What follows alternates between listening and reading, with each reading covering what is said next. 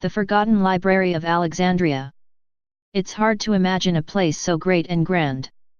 A few society members see it this way. The universe, which others call the library or the archive, is composed of an indefinite end, perhaps infinite number of hexagonal galleries, with vast air shafts between, surrounded by very low railings. From any of the hexagons one can see interminably the upper and lower floors. The distribution of the galleries is invariable. 20 shelves, 5 long shelves per side, cover all the sides except 2. Their height, which is the distance from floor to ceiling, scarcely exceeds that of a normal bookcase. One of the free sides leads to a narrow hallway which opens onto another gallery, identical to the first and to all the rest. To the left and right of the hallway there are 2 very small closets. In the first, one may sleep standing up, in the other, satisfy one's fecal necessities. Also through here passes a spiral stairway, which sinks abysmally and soars upwards to remote distances. In the hallway there is a mirror which faithfully duplicates all appearances. Men usually infer from this mirror that the library is not infinite.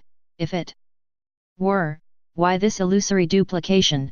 I prefer to dream that its polished surfaces represent and promise the infinite. Light is provided by some spherical fruit, which bear the name of lamps. There are 2, transversely placed, in each hexagon. The light they emit is insufficient, incessant. Like all men of the library, I have travelled in my youth, I have wandered in search of a book, perhaps the catalogue of catalogues, just so many books now that my eyes can hardly decipher what I write. I am preparing to die just a few leagues from the hexagon in which I was born. Once I am dead, there will be no lack of pious hands to throw me over the railing, my grave will be the fathomless air, my body will sink endlessly and decay and dissolve in the wind generated by the fall, which is infinite. I say that the library is unending.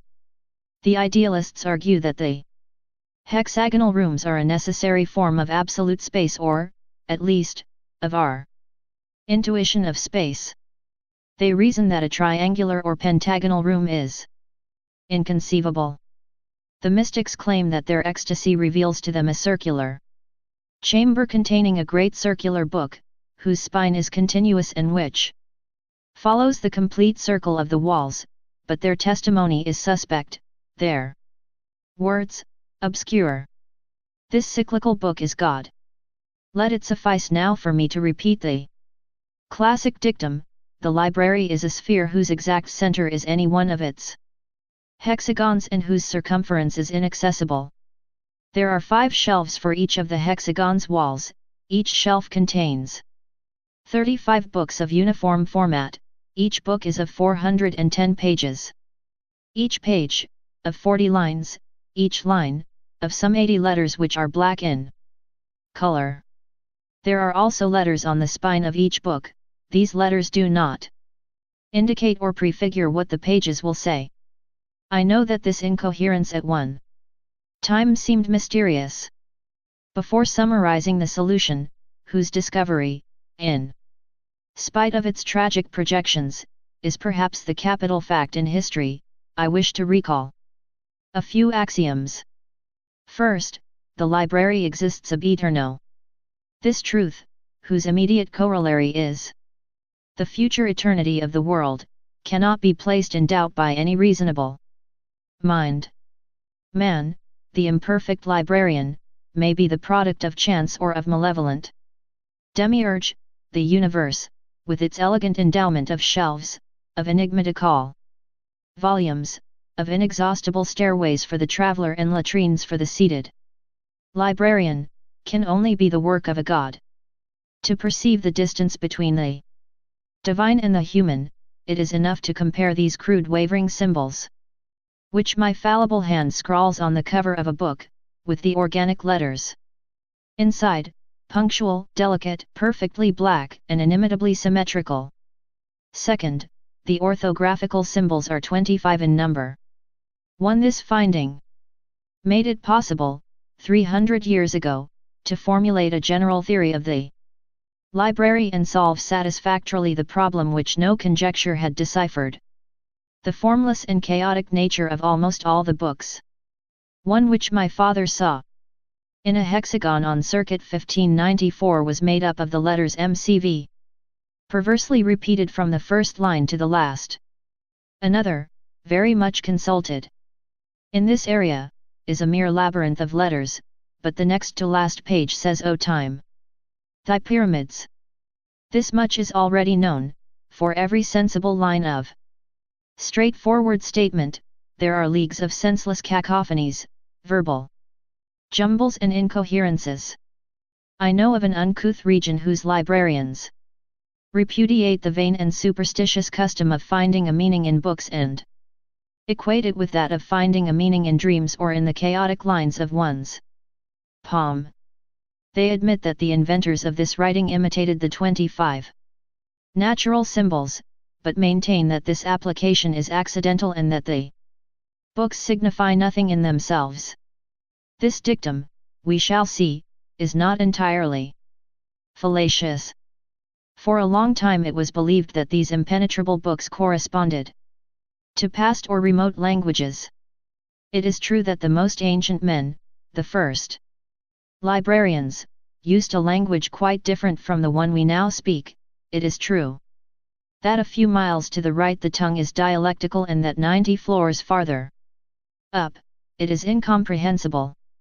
All this, I repeat, is true, but 410 pages of unalterable MCVs cannot correspond to any language, no matter how dialectical or rudimentary it may be. Some insinuated that each letter could influence the following one and that the value of MCV in the third line of page 71 was not the one the same series may have in another position on another page. But this vague thesis did not prevail. Others thought of cryptographs, generally. This conjecture has been accepted, though not in the sense in which it was formulated by its originators. 500 years ago, the chief of an upper hexagon too came upon a book as confusing as the others, but which had nearly 2 pages of homogeneous lines. He showed his find to a wandering decoder who told him the lines were written in Portuguese, others said they were Yiddish. Within a century, the language was established, a Samoyedic Lithuanian dialect of Guarani, with classical Arabian inflections. The content was also deciphered, some notions of combinative analysis, illustrated with examples of variations with unlimited repetition.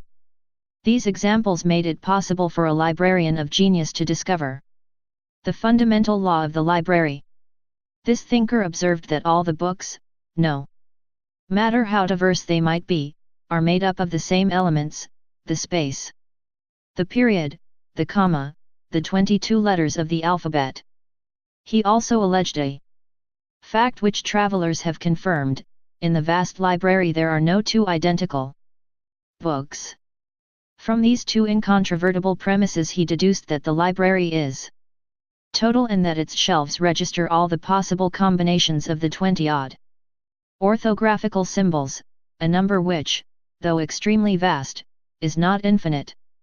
Everything, the minutely detailed history of the future, the archangels' autobiographies, the faithful catalogues of the library, thousands and thousands of false catalogues, the demonstration of the fallacy of those catalogues, the demonstration of the fallacy of the true catalogue, the Gnostic Gospel of Basilides, the commentary on that Gospel, the commentary on the commentary on that Gospel, the true story of your death, the translation of every book in all languages, the interpolations of every book in all books. When it was proclaimed that the library contained all books, the first impression was one of extravagant happiness. All men felt themselves to be the masters of an intact and secret treasure. There was no personal or world problem whose eloquent solution did not exist in some hexagon. The universe was justified, the universe suddenly usurped the unlimited dimensions of hope. At that time a great deal was said about the vindications, books of apology and prophecy which vindicated for all time the acts of every man in the universe and retained prodigious arcana for his future. Thousands of the greedy abandoned their sweet native hexagons and rushed up the stairways, urged on by the vain intention of finding their vindication. These pilgrims disputed in the narrow corridors, proffered dark curses, strangled each other on the divine stairways, flung the deceptive books into the air shafts, met their death cast down in a similar fashion by the inhabitants of remote regions. Others went mad. They vindications exist, I have seen two which refer to persons of the future, to persons who are perhaps not imaginary, but the searchers did not remember that the possibility of a man's finding his vindication, or some treacherous variation thereof, can be computed as zero. At that time it was also hoped that a clarification of humanity's basic mysteries, the origin of the library and of time, might be found. It is verisimilar that these grave mysteries could be explained in words, if the language of philosophers is not sufficient, the multiform library will have produced the unprecedented language required, with its vocabularies and grammars. For 4 centuries now men have exhausted the hexagons. There are official searchers, inquisitors. I have seen them in the performance of their function. They always arrive extremely tired from their journeys. They speak of a broken stairway which almost killed them. They talk with the librarian of galleries and stairs. Sometimes they pick up the nearest volume and leaf through it, looking for infamous words. Obviously, no one expects to discover anything. As was natural, this inordinate hope was followed by an excessive depression. The certitude that some shelf in some hexagon held precious books, and that these precious books were inaccessible, seemed almost intolerable. A blasphemous sect suggested that the searches should cease and that all men should juggle letters and symbols until they constructed, by an improbable gift of chance, these canonical books. The authorities were obliged to issue severe orders. The sect disappeared, but in my childhood I have seen old men who, for long periods of time, would hide in the latrines with some metal discs in a forbidden dice cup and feebly mimic the divine disorder. Others, inversely, believed that it was fundamental to eliminate useless works. They invaded the hexagons, showed credentials which were not always false, leafed through a volume with displeasure and condemned whole shelves. Their hygienic, ascetic furor caused the senseless perdition of millions of books. Their name is execrated, but those who deplore the treasures destroyed by this frenzy neglect two notable facts. 1. The library is so enormous that any reduction of human origin is infinitesimal. The other, every copy is unique, irreplaceable, but, since the library is total, there are always several hundred thousand imperfect facsimiles, works which differ only in a letter or a comma. Counter to general opinion, I venture to suppose that the consequences of the purifier's depredations have been exaggerated by the horror these fanatics produced. They were urged on by the delirium of trying to reach the books in the crimson hexagon, books whose format is smaller than usual, all-powerful, illustrated and magical. We also know of another superstition of that time, that of the man of the book. On some shelf in some hexagon, men reasoned, there must exist a book, which is the formula and perfect compendium of all the rest. Some librarian has gone through it and he is analogous to a god. In the language of this zone, Vestiges of this remote functionaries' cult still persist. Many wandered in search of him. For a century they have exhausted in vain the most varied areas. How could one locate the venerated and secret hexagon which housed him? Someone proposed a regressive method. To locate Book A, consult first Book B, which indicates A's position. To locate Book B, consult first a Book C, and so on to infinity. In adventures such as these, I have squandered and wasted my years. It does not seem unlikely to me that there is a total book on some shelf of the universe. 3. I pray to the unknown gods that a man just one, even though it were thousands of years ago, may have examined and read it. If honor and wisdom and happiness are not for me, let them be for others. Let heaven exist, though my place be in hell. Let me be outraged and annihilated, but for one instant, in one being, let your enormous library be justified. The impious maintain that nonsense is normal in the library and that the reasonable, and even humble and pure coherence, is an almost miraculous exception. They speak, I know, of the feverish library whose chance volumes are constantly in danger of changing into others and affirm, negate, and confuse everything like a delirious divinity.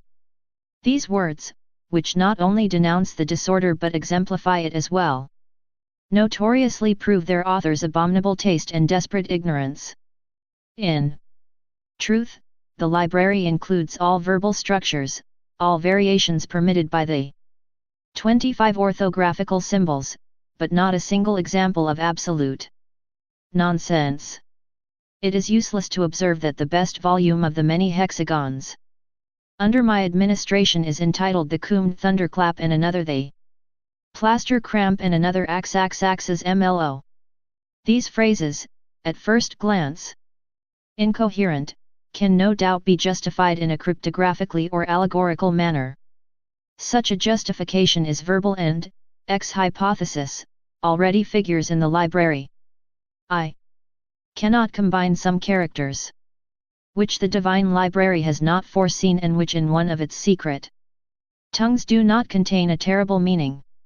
No one can articulate a syllable which is not filled with tenderness and fear, which is not, in one of these languages, the powerful name of a god. To speak is to fall into tautology. This wordy and useless epistle already exists in one of the 30 volumes of the 5 shelves of one of the innumerable hexagons and its refutation as well.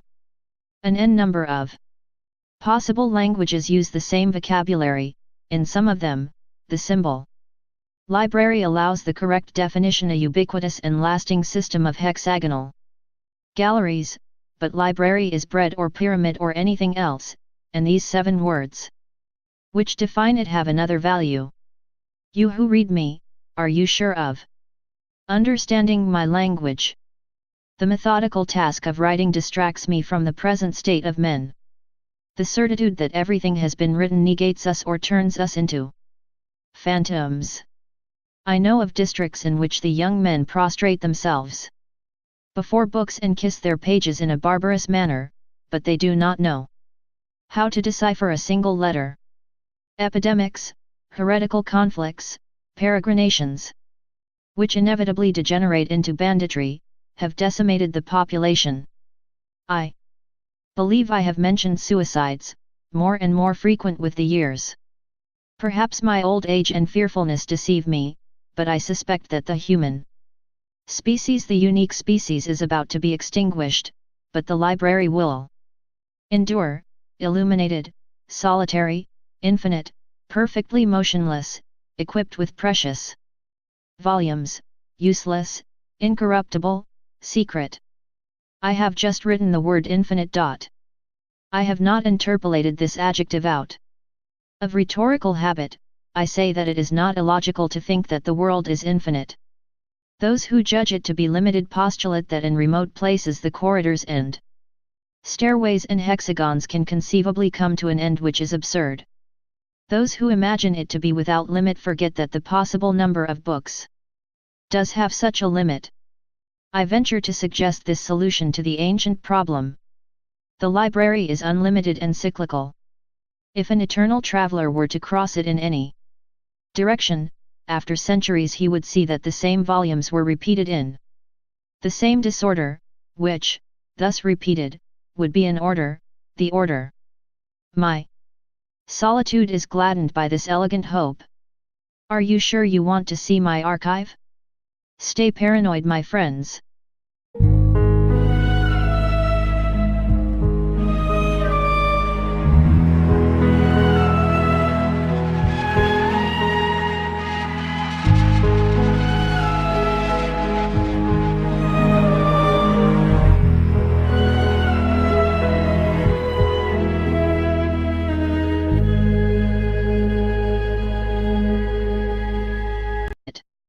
Light is provided by some spherical fruit, which bear the name of lamps.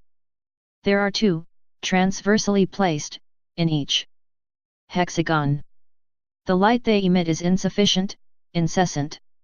Like all men of the library, I have travelled in my youth, I have wandered in search of a book, perhaps the catalogue of catalogues, just so many books now that my eyes can hardly decipher what I write. I am preparing to die just a few leagues from the hexagon in which I was born. Once I am dead, there will be no lack of pious hands to throat. Right of the hallway there are two very small closets. In the first, one may sleep standing up, in the other, satisfy one's fecal necessities. Also through here passes a spiral stairway, which sinks abysmally and soars upwards to remote distances. In the hallway there is a mirror which faithfully duplicates all appearances. Men usually infer from this mirror that the library is not infinite. If it were, why this illusory duplication? I prefer to dream that its polished surfaces represent and promise the infinite. Throw me over the railing, my grave will be the fathomless air, my body will sink endlessly and decay and dissolve in the wind generated by the fall, which is infinite. I say that the library is unending. The idealists argue that the hexagonal rooms are a necessary form of absolute space, or, at least, of our intuition of space. They reason that a triangular or pentagonal room is inconceivable. The mystics claim that their ecstasy reveals to them a circular chamber containing a great circular book, whose spine is continuous and which follows the